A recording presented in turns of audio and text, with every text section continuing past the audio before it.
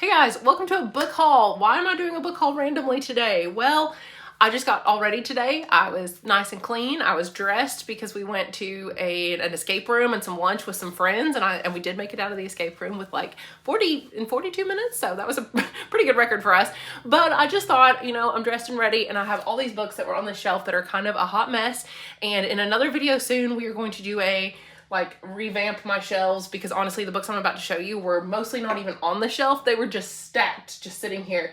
The bottom's terrible too. In fact, the floor where I'm standing is also terrible. There's stuff from school because where the new library is not built yet. I've brought home stuff that couldn't get too hot and it's just sitting here on the floor. Anyway, it's a whole thing. So we're gonna spend another day reorganizing shelves and do like a bookish kind of video where I do book shopping. I'm actually gonna try to sell maybe some of these books too. Not necessarily these, but just some of my books. So look forward to that soon. But I thought I need to do a book haul, get all these books where they need to go. So we're gonna start with just some books that I've acquired recently, just on my own.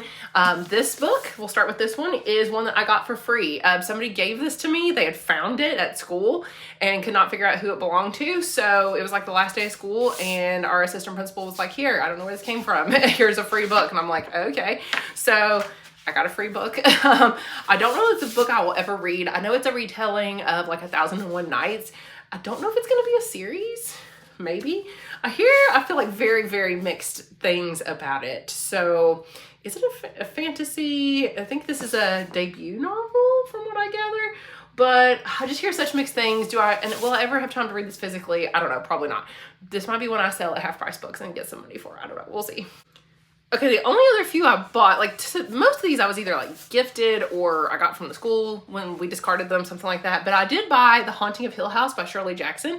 Did not realize how tiny it is. It's only, I don't know, 160 some pages. Like, it's really, really short.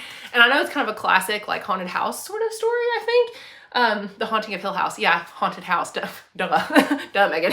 And apparently it's a Netflix series. I did not even know anything about it. But it's even blurred by Dorothy Parker on the back, which is pretty cool. But I feel like this is a really old book, almost like a classic.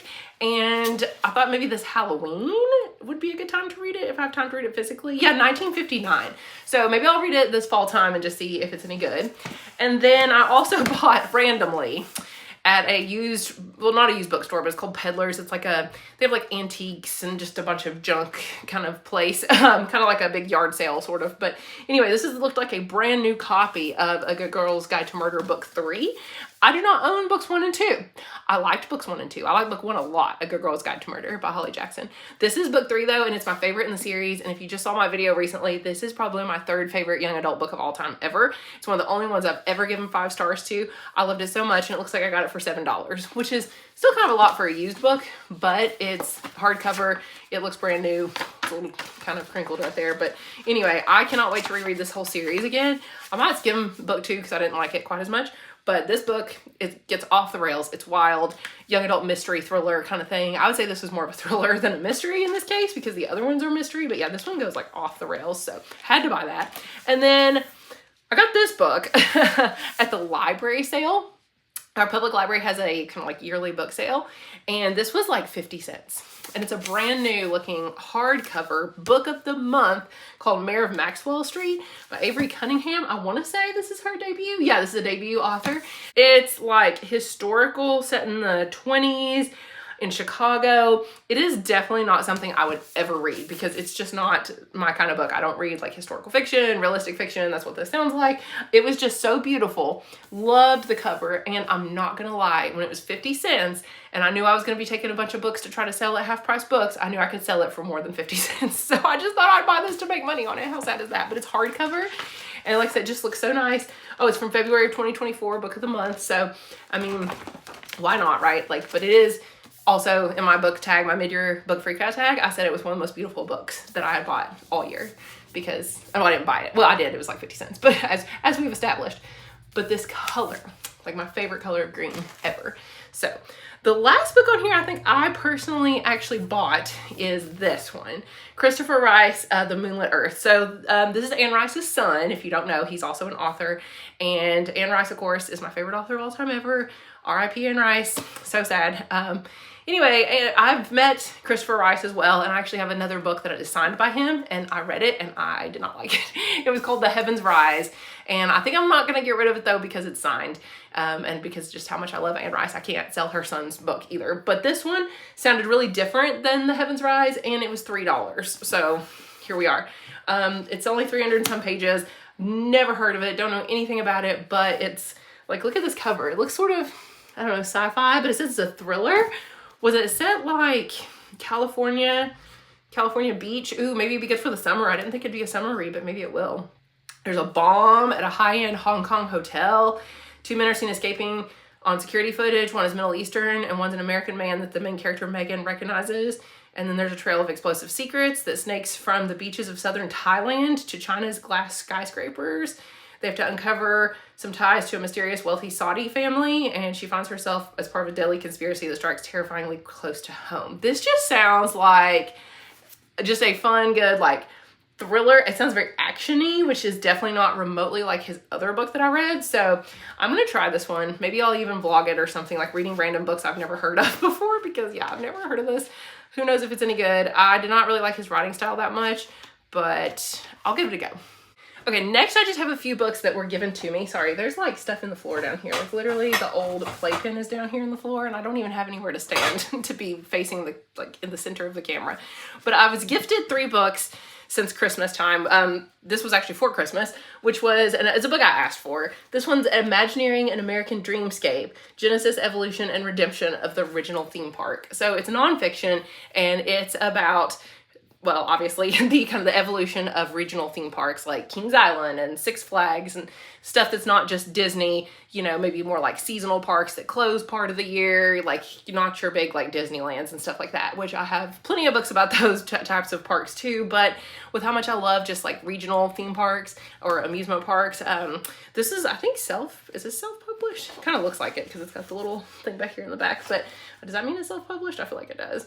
I thought that this sounded really, really good. So I love theme parks, and reading a nonfiction every once in a while is probably not a bad idea. So my parents bought me that one for Christmas.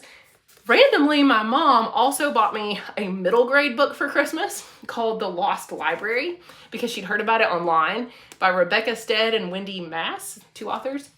My mom had just randomly heard of this and thought that I would like it. I've not read a middle grade book in a long time. Oh my gosh, and it's like young. Look at that. I wonder if it's even like upper elementary, maybe. I don't know. How big a books do elementary kids read? It's a good question. 212 pages, something like that. There's a mysterious free little library that's guarded by an orange cat, because when is it not? Oh, a free little library just appears overnight, and 11-year-old Evan, ooh, it's about, okay, that's interesting to have a boy main character. I feel like that never happens. Evan plucks 2 weathered books from its shelf, never suspecting his life is about to change. Evan and his best friend quickly discover a link between one of the old books and a long ago event that none of the grown-ups want to talk about. The 2 boys start asking questions whose answers will transform not only their futures, but the town itself. Ooh, told in turn by a ghost librarian named Al, an aging but beautiful cat named Mortimer, and Evan himself. There's a timeless story, blah, blah, blah, blah, blah. So, oh my gosh, that sounds amazing. Actually, okay, now I've convinced myself I do want to read this. Maybe I'll read it like this fall. Sounds kind of fall vibes, I think, with the ghost aspect and stuff in it. So, and very cozy, perhaps. And then finally, my mom also at some point gave me this book. Everything I Need to Know I Learned from a Little Golden Book. You know, they always had those like little golden books, but they were for kids. But this one's for adults.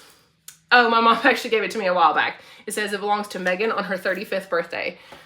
I'm older than that now, so I definitely have had this book for a while and have not hauled it. But it's like funny lessons, I guess. Like, oh look, stay curious. Take in some culture once in a while. I don't know. So it's like things that you should do. Treat yourself. So I don't know. Just, it's for adults and it was kind of funny. Okay, the rest of these we'll go through quickly because there's a lot of like series and random stuff. But I did buy 2 random books at Half Price Books the last time I went, because this was $2. It was a Harry Potter word search book and Game of Thrones. This is like a hardcover, but it was $2. But it's this huge big hardcover book. Game of Thrones, Puzzle Quest, Riddles, Enigmas, and Quizzes inspired by Game of Thrones, like the TV show and the series. So this is like what it looks like on the inside. A Hunt for Words. I guess these are riddles maybe. I don't know. It was so random, but it was $2. Finally, I've acquired quite a few books from my school library. We did a massive weeding. I say we, I did. I weeded a ton of books, like thousands of books, mostly nonfiction, but quite a bit of fiction as well. Books that we had multiple copies of that we just didn't need multiple copies of because we used to have a separate school library that was for just our 9th grade school. And then our regular high school grades 10 through 12 had a library. So we had tons of books. And so when the schools combined, we got all the 9th grade books too. So we had 2 copies of a lot of books. So I weeded a bunch and I brought home a bunch of them. My plan is to give them back like to students once I read them because I don't imagine I'll like them so much I want to keep them. But here's what I got. And so they all have the discard stamp and stuff on them. My TAs did that part of the task. But first was Cinder, which is the first of the Lunar Chronicles by Marissa Meyer. I know it's some sort of, Cinderella retelling, but like on the moon. It's sci-fi. I don't know, sounded interesting. I've been trying to read this book for years. I brought it home during the pandemic, 2020, and then I started it and never finished it. So Illuminae, this is the first of the series by Jay Kristoff and Amy Kaufman writing together, and it's mixed media, which is why I want to read it because I think the format looks so cool. Then The Rest of Us Just Live Here by Patrick Ness because it was like took the Chosen One trope and kind of like turned it up on its head. It's like the main character is not really the chosen one. He's just like a normal kid or something. But then I think there's like vampires and I don't know. It sounded super cool. So I might read that in a reading vlog at some point. This was really random. Trader's Kiss. I don't know. It's a fantasy young adult romance. I mean, I think it's fantasy romance. And it's a trilogy and we have all of them in the library. And for some strange reason, I brought home the first one. It's very large. It's like a big, big book. And then randomly, I also brought home The Many Lives of Harry Houdini. Freakonomics, about exploring the hidden side of everything when it comes to economics. I don't know, it sounded kind of interesting. And randomly also Verse and Universe, poems about science and mathematics. Because poems about science sounded very much like Nightwish, my favorite band. And I was like, you know what?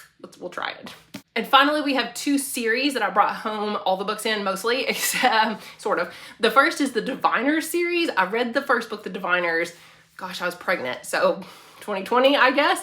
I remember being nauseous when I read it, so I don't think I could ever read it again because I had so much morning sickness. Like I was just so nauseous all the time. So I don't have fond memories of actually reading that book, but I brought home the rest of the series. It drives me nuts that they don't match. Oh, I took the library covering off this one just to see if I could get the cover off. You can still see where it says discard and stuff, but I did get the cover and the stickers off, so I thought it looked a lot nicer. But this is book 2.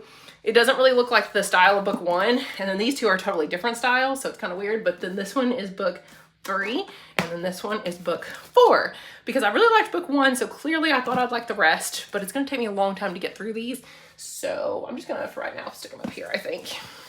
I never showed you my drink of the episode. It was the Bellini Bliss. This is the peach, pineapple, mango bubbly water. Just seltzer water. It's not as peach flavored as I thought it would be, but it's pretty good. And finally, we have the entire Raven Cycle by Maggie Stiefvater. I got rid of a bunch of these because we had 2 sets of the whole series. I took the worst copies. I left the newer, really nice looking copies in the library, so that's why my first copy especially looks pretty rough. But I'm so glad I brought this home. I almost didn't because I read, about, I don't know, 40% of the first book a couple years ago, and I DNF'd it. But I was like, you know what, I'm giving it a second chance. So recently, I just reread it. Loved it. Spoiler alert. Loved it. 4.25 stars. I am currently now in the middle of the second book, The Dream Thieves. I am that far. So over halfway into The Dream Thieves. Then I've got the one that's, I think, the shortest, which is Blue Lily, Lily Blue. And then the final book is The Raven King. So I'm glad I brought these home because now I'm actually very much enjoying them. So I've got the whole series. I can just fly through them hopefully this summer. That first one I read in like 3 days. And for me to be able to sit down and have that much time to read physically is like wild. So there you have it. There's all the books I have acquired since Christmas, I guess. Like, yeah. So I mean, what is it, June? I don't feel like, or no, it's July. It's the beginning of July. So basically in 6 months, those are the books I've acquired. And obviously most of them I just got for free from my library and I'm probably going to get back.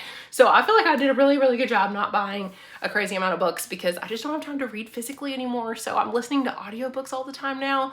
So I don't need to buy books. I feel like I am now the kind of person that I only want to buy books that I loved, that I've already read, and that I can just keep on my shelves forever so I can like reread them. And my shelves are just full of books that I love. So I'm not really going to go out and just buy random books. books unless, you know, they're like $3 and I just, you know, I can't resist. So thank you guys so much for watching. Hopefully this was somewhat interesting. Stay tuned very soon for a bookish video where we're going to redo the shelves. We're going to unhaul a bunch of books and try to sell them. And then we're also going to go book shopping. So that should be really fun. Anyway, thank you guys so much for watching and I will talk to you guys again soon. Bye.